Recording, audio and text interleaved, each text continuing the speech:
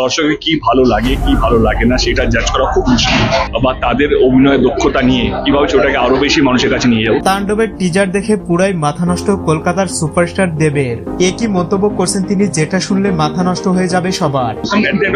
বাংলা ছবির জয় কোথাও আমার মনে হয় এই ছবিটা যদি ভালো করে গ্রহণযোগ্যতা হবে, কি আরো কি বাংলা হচ্ছে, কি কি গল্প হচ্ছে সেটা আরো দেখার আগ্রহটা বাড়বে। তো আমরা শুধু কেজিএফ দেখার পর বা পুষ্পা দেখার পর বা আড়াল দেখার পর, তাণ্ডবের টিজার মুক্তির পর পুরো সোশ্যাল মিডিয়ায় তুলকালাম শুরু হয়ে গেছে। মুহূর্তেই ট্রেন্ডিং এ চলে আসে 1 মিনিট 29 সেকেন্ডের এই টিজার। এমন সাইকো ক্যারেক্টারে অতীতে তাকে কখনোই দেখা যায়নি।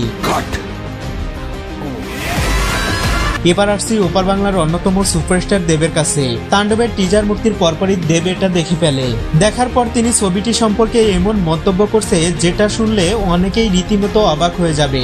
ভারতের কেজিএফ এবং পুষ্পার সাথে তিনি এবার শাকিব খানের সিনেমার তুলনা করে বলে, হিসাব করলে ওদের থেকে শাকিব খান অনেক এগিয়ে, কারণ ওদের একটা সিনেমার বাজেট 500 থেকে 600 কোটি টাকা, আর তা 1000 কোটি টাকা ব্যবসা করে। কিন্তু শাকিব খান মাত্র 15 থেকে 20 কোটি টাকার সিনেমা বানিয়ে তা 100 কোটি টাকার কাছাকাছি আয় করে, যেটা বর্তমানে আমরা কেউ করতে পারছি না। ওটা শাকিব খান করছে।